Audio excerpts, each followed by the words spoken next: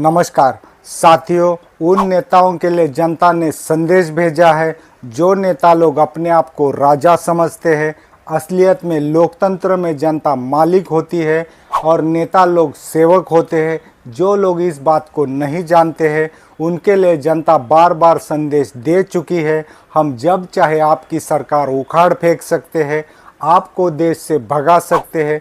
इस बार बांग्लादेश की जनता ने संदेश दिया है, पहले श्रीलंका की जनता ने संदेश दिया था, आज़ादी के वक्त भारत की जनता ने संदेश दिया था, अंग्रेज़ों को तो भगाया था।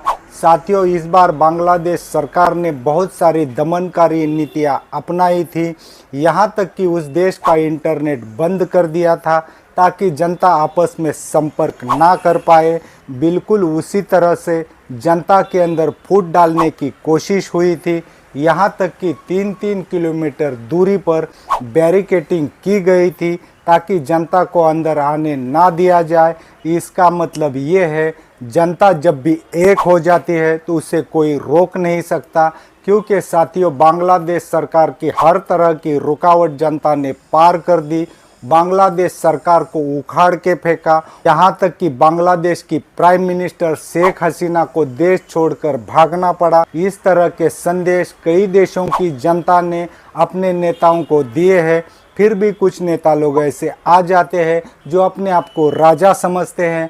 वो नेता लोग इस बात को भूल जाते हैं कि भारतीय जनता ने इकट्ठा होकर अंग्रेज़ों को भगाया था।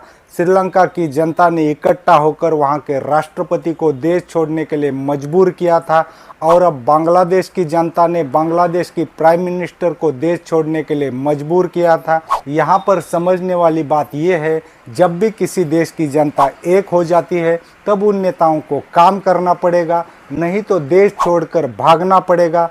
तो क्या कुछ नेता लोग ऐसे होते हैं जो काम से बचना भी चाहते हैं और देश से बाहर जाना भी नहीं चाहते हैं, क्योंकि हम लोगों ने बहुत बार देखा है कुछ नेता लोग ऐसे होते हैं जो जनता के अंदर फूट डालते हैं। फूट डालने के कई तरीके होते हैं, जाति, धर्म और कई तरह के कारण हो सकते हैं, लेकिन जनता को इस बात को याद रखना चाहिए कि भारत देश के अंदर बहुत महान नेता हुए हैं। उन्होंने एकता का संदेश दिया है, यहाँ तक कि उन्होंने एकता साबित भी कर दी है, क्योंकि उन्होंने एकता से अंग्रेज़ों को भगाया था। यहाँ पर मैं कुछ महान नेताओं का जिक्र करना चाहूँगा, क्योंकि हमारे महान नेताओं की लंबी लिस्ट है। अगर हम जानना चाहें तो सरदार पटेल, महात्मा गांधी, पंडित नेहरू हिंदू थे, लेकिन उन्होंने कभी भी धर्म को देश से बढ़कर नहीं माना।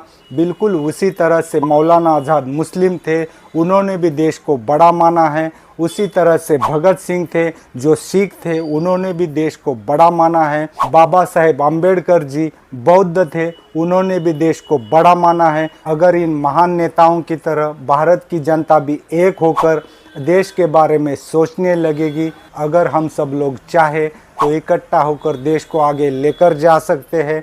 बाकी अगर आप लोग कुछ अलग राय रखते हो तो ज़रूर कमेंट करके बता दीजिए। फिर भी मैं ये कहना चाहूँगा, एकता से ही आगे जा सकते हैं, आपस में फूटने से, टूटने से आगे बढ़ना मुश्किल है। आज के लिए बस इतना ही। नमस्कार।